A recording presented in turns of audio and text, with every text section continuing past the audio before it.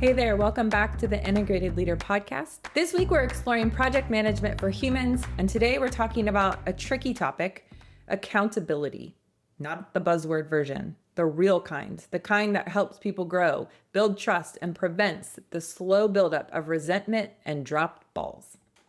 Accountability isn't about hovering over people or firing off status checks all day long. And it's not about letting things slide either. Real accountability is about clarity.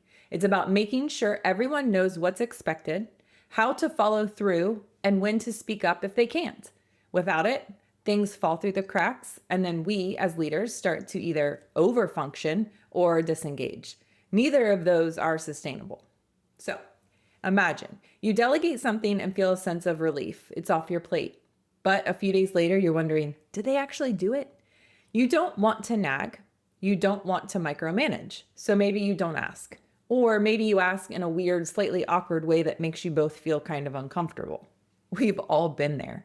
But here's the thing. The awkwardness isn't because you're doing something wrong. It's because there wasn't enough clarity up front. So here are 3 ways to make accountability feel human. 1, confirm the what and the when in real time. When something is delegated, either in a meeting or over Slack, don't just say, "Can you take care of this?"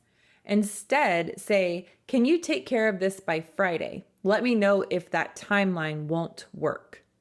Then pause. Let them say yes. Let them ask questions. Let them push back if needed. You're not being rigid, you're being kind. Clarity is kindness. Vague is stressful. Build in a natural feedback loop. Here's a simple phrase that really works wonders. When it's done, just send me a quick note or update so I know it's off our list. That's it. You've now created a closed loop. You've removed the 3 a.m. did that get done spiral from your life. You've built a rhythm, not a rescue mission. You can even create a simple weekly status report where team members check off completed work. It doesn't have to be fancy. It just has to happen consistently. And 3, don't rescue, reflect.